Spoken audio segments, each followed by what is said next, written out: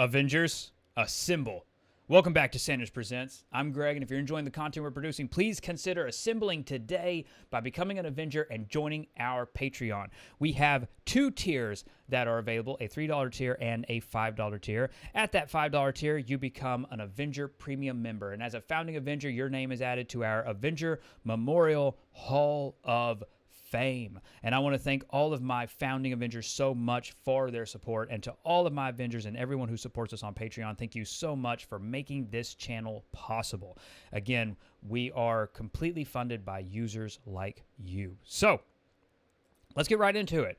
Again, we're continuing our look at 2021 with Marvel's Avengers. Let's really look at 2021 for Marvel's Avengers. What worked, what didn't work. I look forward to hearing all of your thoughts, and again, your reviews, your analysis. Leave your thoughts in the comments below. I really do look forward to having a follow-up conversation with this. But Marvel's Avengers of 2021, let's kind of give you a refresher. So in terms of characters, we got the Hawkeye Operation. We got the Black Panther War for Wakanda expansion. PlayStation users got the Spider-Man Hero event.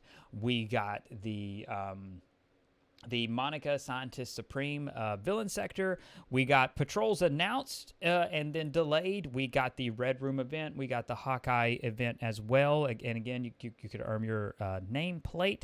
So we also got Tachyon Anomaly. You can now run around with 4 of the same heroes, again, which is something that I was campaigning a great deal for. So overall, just kind of, again, just as a quick refresher, this is me just kind of giving you a quick refresher. I'm leaving out little details and the updates, quality of life improvements, little things that they've done, the gear overhaul, the resource overhaul, things like that, and then, of course, the big, the Claw Raid, the big event for the year, so to speak, Discordant Sound Raid. So there was a lot. Of course, we got MCU outfits. We got MCU costumes in the marketplace.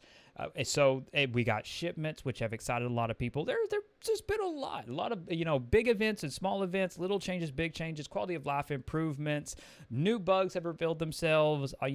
So many things have happened. And obviously, we look toward the horizon, we look to the future, seeing these things, getting those bugs fixed, getting the raid, streamlined and organized a little bit. Obviously, I've seen the comments. We know that there are some bugs and things like that, obviously, that are room for improvement. And this is me. I'm just trying to trigger memories in your mind. What stands out to you, right? That's the whole thing. I'm trying to just list off. I didn't include Kate Bishop because she came in, again, she was released in 2020. She's not a 2021 hero, so I left Kate Bishop out only for that reason, even though I do adore Kate Bishop in the MCU. Haley Steinfeld is amazing, and I can't wait to see her headline more projects. But that's the only reason I left Kate Bishop out. Of course, we've done our own 2022 roadmap. We've done our own predictions. Again, we've covered data mining very, very thoroughly here on this channel. We've shared pretty much every hero and everything we found, and we've pieced together our own predictions, right? Our roadmap is not an official roadmap. This is simply what we've done, and I urge you to check it out if you haven't. But again, as I'm triggering all of this, hopefully, hopefully things are registering. You're remembering stuff that stands out. But in terms of a community, in terms of playing on Xbox, playing on Stadia, again, I don't know if anybody's still on Stadia, but playing on Steam, playing on the PlayStation, again, getting Spider-Man. There's been a crazy, crazy year in terms of what they introduced. Spider-Man was the biggest one for me. I've had a lot of fun. Again, if you know me, if you've been following the channel, you know that we were provided a copy of the Marvel's Avengers Deluxe Edition all the way back in 2020. We played, so we had early release. We were playing it on the 1st of September 2020, and then, of course, we played through the beta. Again, our coverage of Marvel's Avengers goes way back from when we exclusively leaked it back in the tail end of 2016, tracking through the Avengers project. Then, of course, good Lord, 2019 at E3 2019. Again, maybe you were a part of the previous channel. We had our live streams. We were there at E3 2019. So this has been a journey, right? It's been a crazy journey to to get to the game, to get it out, and now here we are, and now we're playing as Spider-Man. Well, if you have PlayStation, you're playing as Spider-Man. I do highly recommend it, though. Spider-Man's a lot of fun.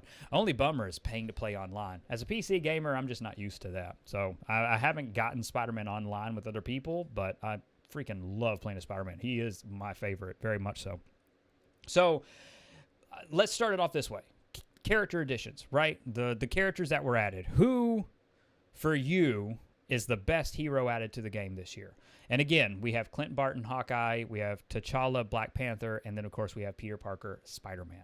Out of those three hero additions for the year, for 2021, which one stands out to you the most? Which one was your favorite? Again, if you're on PlayStation, that speaks to, you would get an extra hero in Spider-Man if you're on the other consoles. But again, maybe you've played Spider-Man 2 or, what have you. But which hero stands out as your favorite?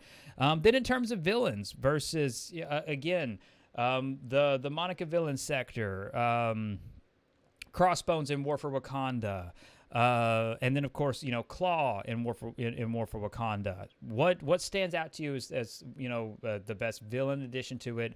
How did you feel about the kind of the social events, the Red Room takeover, Tachyon Anomaly? How did you feel about those? What did they speak to you? Did they not speak to you? What worked? What didn't work? Just kind of an overview of 2021, right? I enjoyed Tachyon Anomaly. I was a little disappointed that Yelena wasn't actually there and wasn't actually like a part of it. Again, just being a little nitpicky. I liked the villain sector. I loved Wakanda. I very strongly believe Crystal Dynamics took steps to improve. You know what I'm saying? Like they took active steps to improve the game. I feel like it's a good way of phrasing it. They came out swinging. Because I remember if you saw our coverage, the E3 2019 being on the floor, people turned against them, right? I mean they did. Right back in 2019, there was a turn. There was a very, very clear turn, even on the show floor. There was a turn that started then. And we've worked it through the beta in 2020, the release, the launch of the game in 2020. Yes, absolutely, there have been bugs. They've been making moves to improve. We know Crystal Dynamics is working with a smaller Avengers team. We know all of this varied piece of information. I'm still having fun with it, though, especially with Spider-Man. Before Spider-Man, my favorite character had been, I really have fallen in love with Black Panther. In terms of, again, playing outside of the PlayStation sandbox. But I really had fallen in love with Black Panther, but it's Spider-Man who absolutely takes the cake for me this year. And probably even going into next year. Spider-Man, he is, for all intents and purposes, my main. If I could take him to PC, I would be thrilled and over the moon to play with him online and to actually main him. I have had such a great time with Spider-Man. I love the design of Wakanda. I absolutely loved what they did there. The world building, it was beautiful. It was gorgeous. And again, it gets me more and more excited for patrol zones. That's one thing that I really do want to see come to fruition in 2022. I was disappointed it got delayed out of 2021, but I'm still optimistic because I think that, again, what we've been hearing is that they're going back to the drawing board patrols, and they want to make it better. They want to make sure it meets our expectations because, again, we had a lot of expectations when patrol zones were announced. We had a lot of speculation. Again, we had it on this channel, so there's a lot of hype surrounding it, and I think that's good. And I think they have momentum with Spider-Man and with the positivity. I think they have momentum going into 2022, and I really hope they take advantage of that momentum, and I hope they really hit the ground running. Obviously, we're still working through a crisis, and we're working through a crisis that is ebbing and flowing, but that doesn't seem to be going away. So there's work from home, and there's schedules, and there's angles that are far beyond being an average consumer where you get to sit back comfortably and complain. You know what I mean? Being able to sit back and criticize something where versus hundreds of people having the difficulty of getting to work safely. It's not it's not something that you can just roll the dice at. You know what I'm saying? It's not that simple. And that's one thing. That's one thing that I always want to continue to just make clear. There are real people who make this game, right? This isn't about death threats. This isn't about being violent, threatening violence. It doesn't do anybody any good. If you really don't like the game, that's fine. If you really legitimately don't like the game, that's fine. I mean, but that's kind of where it ends. It's just a video game. If you don't like it, again, hey, there's tons of games. Go. I'm sure you'll find something that you love, and there's tons of Marvel games. I'm sure you will find something that you love. I have a renewed excitement for this game. And yeah, a lot of it's powered by War for Wakanda and Spider-Man. I really have had a great time with that, and I'm excited to see. I think there's positive changes in store, and I can't wait to take Spider-Man through patrols. I'm as giddy as a schoolgirl, honestly. But again, like I just want to make sure like that's very clear. Like if you really don't like the game, that's fine. More power to you. Again, we're celebrating, right? This is about celebrating. This is about having a good time.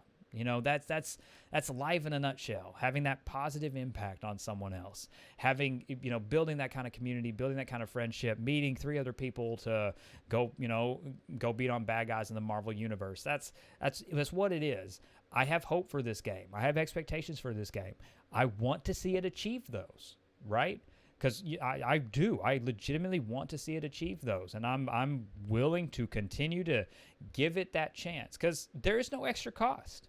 I already own it. Like, there is no extra cost. They're not demanding any more from me to be able to experience anything else that they put out. And I respect them for that. They're not dividing the player base. I mean, now they've found other ways to monetize, and we can argue and debate, the logistics of monetization in current generation and what that's doing to the game industry. And I'm happy to have that conversation. But here and now, everything that I've listed, obviously besides the marketplace cosmetics, everything I've listed is free. Like, if you own the base game, you get all of this. You're getting everything that comes in 2022. There's no expansions to purchase. You know what I'm saying? There's nothing else that you have to go out and get, which is one of the things that still shocks me. I still get DMs where I'm answering questions where people are like, how much is the War for Wakanda expansion? I'm like, no, it's included. And I get a response, and she's like, wait, then what are people complaining about? I'm like, no, it is. Everything's here in this game. There's a marketplace for cosmetics, but like it still shocks me that there are people who don't know, like, because of the fervor of social media and the internet minority and the way the conversation has been twisted around Marvel's Avengers, there's still such a discrepancy on actual information people know, which again, we are going to try to clear up here. If I have one goal, it is to be as clear and as transparent as possible. So again, over time, you're going to be seeing videos that to you might be like, wait, we know that Marvel's Avengers, we know you don't got to pay for the other heroes, but there's still people who don't know you don't have to pay for the other superheroes, right? For the other playable characters or the locations or War for Wakanda, any of that nonsense. There's still an entire audience of people who don't know you don't have to pay for that. And that's something that I intend to correct. That's one of it. Again, it's a part of my notes for 2022. We're gonna get out these kind of explanation videos. We're gonna try to be fast and quick and efficient about it. But that's something we're gonna be getting to. So again, brace yourselves for it. It might be information you already know, but the fact of the matter is, there's still a lot of people who don't know. And as Marvel's Avengers starts to release heroes like She-Hulk, Captain Marvel, and Winter Soldier. Again, that's going to raise excitement even more. Those are beloved characters. And, well, She-Hulk's going to be after that Disney Plus series, let me tell you. So, again, it's interesting to me. It's interesting to me how the conversation has been controlled so long. Obviously, there is the monetization of hate, which is something we've talked about often. It's something that, in terms of marketing, I've always shined a light on because I've always tried to be transparent in terms of my work, in terms of business, in terms of what, again, in terms of where I share, I guess, a professional opinion, whatever. But so we know that monetized hate sells. We know all of that. But we're not here for that. We're here to have a good time. We're here to celebrate Marvel. And 2022 is looking like a great time for Marvel's Avengers. And 2021, we saw continued steady growth. We saw them moving up the ladder. We saw them taking steps. They are improving it. They are listening to the feedback of fans. They are listening to feedback from the community. The goal is to keep that feedback alive, to maintain constructive feedback. Again, if you encounter a bug, yeah, you need to say it. so that they can fix it. You don't encounter a bug and go, man, I'm going to kill, I'm going to commit mass. I mean, like, you get what I'm saying? There's a weird line that you just don't do. If you find a bug, report it. You know what I'm saying? Report it in the comments here. Leave a comment in our bug report video. Report it. Again, just let them know. That's it. That's all I'm saying. So what is your overview for Avengers in 2021? Your favorite hero, favorite villain? What did you think about the Wakanda location? Again, favorite bug, if you will. But you get what I'm saying. Yeah, I hopefully we're on the same page. Because I know the conversation around Avengers can be nauseating. I know it can be difficult, and there's a lot of noise, and it's easy to get lost in. But again, I always want to point out, if you're new to this channel, the goal here is having a good time. We don't got to bring any of that other stuff. Doesn't matter what the internet does. Social media, clickbait, hate monetization, it doesn't matter about any of that. That's somewhere else. We're here to have a good time. And hopefully we do. Now, to my Avengers, as I said at the top of the video, thank you so much for your support and for making this content possible. If you're able, please consider becoming an Avenger today and assembling with us on our Patreon. Thank you so much for your support. And thank you for being a part of this conversation. Please consider liking this video if you haven't already, subscribing to this channel, and sharing our content on social media. It helps immensely with YouTube's analytics and algorithms. Above all else, and most importantly, stay safe, take care of others, and have a marvelous day. Bye, everyone.